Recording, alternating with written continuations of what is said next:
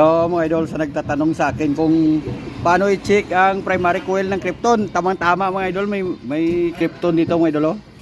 Itong green na kulay at itong brown, ito yung sa primary coil mga idol.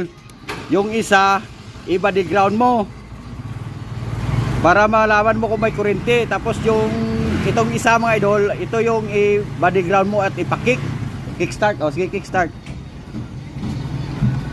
Okay. Lakasan mo. Ayan, meron mga idol. Pero konti. Ayan. Okay. Yan, meron. Ah, ganyan idol magtingin sa primary coil ng Krypton. Yung green at saka brown mga idol ha. Ayan, under na mga idol. CDI lang yung sira. Ayan. Yan. Ganyan ang tumingin ng primary coil mga idol.